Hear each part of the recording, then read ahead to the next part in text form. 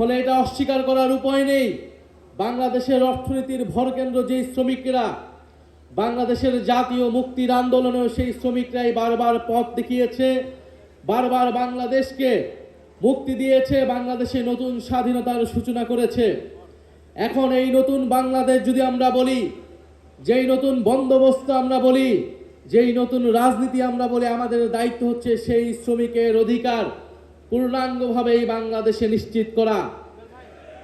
যে শ্রমিক রক্ত দিয়ে, শ্রম দিয়ে, ঘাম দিয়ে বাংলাদেশের অর্থনীতিকে এগিয়ে নিয়ে যাচ্ছে, নারী পুরুষ এবং প্রবাসে থাকা বাংলাদেশের যারা শ্রমিক রয়েছেন, আমরা তাদেরকে শ্রদ্ধা জানাই, সাধুবাদ জানাই। কিন্তু দুঃখের বিষয় শ্রমিক ভাইগণ, আমরা আশা করেছিলাম বাংলাদেশের যেই নতুন সরকার গঠিত হয়েছিল, সেই নতুন সরকার শ্রমিকের রক্তের উপর দিয়ে গঠিত হয়েছে, ছাত্রদের রক্তের উপর দিয়ে গঠিত হয়েছে, জনগণের রক্তের উপর দিয়ে গঠিত হয়েছে। কিন্তু সেই সরকার গঠিত হওয়ার 1 মাসের মধ্যেই তারা ভুলে গিয়েছে তারা ছাত্র শ্রমিকের রক্তের উপর দিয়ে এখানে এসেছে। তারা ছাত্র শ্রমিক জনতার রক্তের উপর দিয়ে যেই নতুন বাংলাদেশ, যেইখানে নির্বাচন হয়েছে, গণভোট হয়েছে, তারা সেই গণভোটের সাথে বেইমানি করেছে। সেই গণভোটের সাথে বাংলাদেশের জনগণের সাথে তারা গাদ্দারি করেছে, প্রতারণা করেছে, বিশ্বাসঘাতকতা করেছে। ফলে এই বর্তমান সরকারকে আর জনগণের, শ্রমিকের, ছাত্রদের পক্ষের সরকার বলার কোনো সুযোগ নাই। এই সরকার একটা গণবিরোধী সরকার, গণতন্ত্র বিরোধী সরকার। যারা বিগত 16 বছর গণতন্ত্রের জন্য সংগ্রাম করেছে, ক্ষমতায় আসার পরে তারা গণতন্ত্রের বিরুদ্ধে সংগ্রাম শুরু করেছে। কথায় বলে যে যায় লঙ্কায় সেই হয় রাবণ। আজকে রাবণ হয়ে গিয়েছে, ক্ষমতার স্বাদ পেয়ে জনগণের রক্তের কথা ভুলে গিয়েছে বর্তমান বিএনপির সরকার। ফলে এই সরকারের কাছে আমরা আর আশা করতে পারছি না। 70% মানুষের ভোট, যেই ভোটকে তারা অস্বীকার করে দিয়েছে।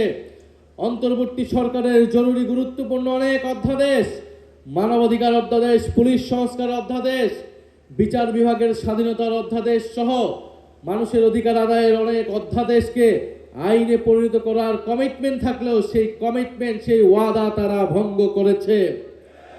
বাংলাদেশের রাজনীতিতে যারা ওয়াদা ভঙ্গ করেছে তাদের পরিণতি কিন্তু খুব ভালো হয় নাই।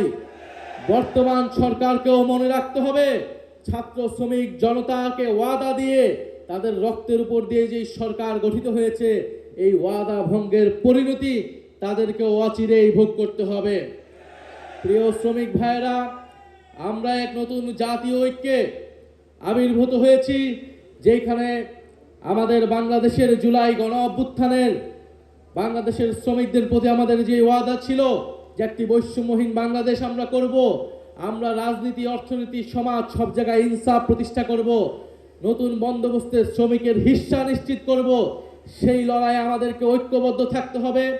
বাংলাদেশ শ্রমিক কল্যাণ ফেডারেশনের বর্তমান নেতৃবৃন্দ রয়েছেন, জাতীয় নেতৃবৃন্দ রয়েছেন, তাদের সকলের প্রতি জাতীয় নাগরিক পার্টি এবং জাতীয় শ্রমিক শক্তির পক্ষ থেকে আমরা বলতে চাচ্ছি, সেই ঐক্যের পথে আছি আমরা।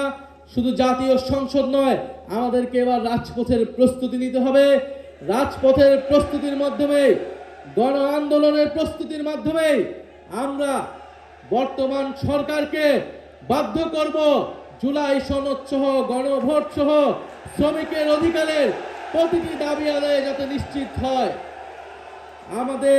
আমরা বর্তমান সরকারকে সম্পূর্ণভাবে সহযোগিতার জন্য প্রস্তুত ছিলাম। আন্তর্জাতিকভাবে যুদ্ধ পরিস্থিতি চলছে, বর্তমানে জাতীয় ঐক্য অতি জরুরি ছিল। কিন্তু সেই জাতীয় ঐক্য, যেই জাতীয় সমঝোতা, সেই সমঝোতা ভঙ্গ করেছে বর্তমান সরকার, বর্তমান প্রধানমন্ত্রী। সেই প্রধানমন্ত্রীকে জবাবদিহিতে আনার জন্য শ্রমিক ভাইদেরকে আমি আবারও আহ্বান জানাচ্ছি এবং শ্রমিক কল্যাণ ফেডারেশনের প্রতি শুভেচ্ছা, সাধুবাদ জানাচ্ছি। আপনারা ঐক্যবদ্ধ হন, আমরা সবাই ঐক্যবদ্ধভাবে বাংলাদেশকে নেতৃত্ব দিতে হবে।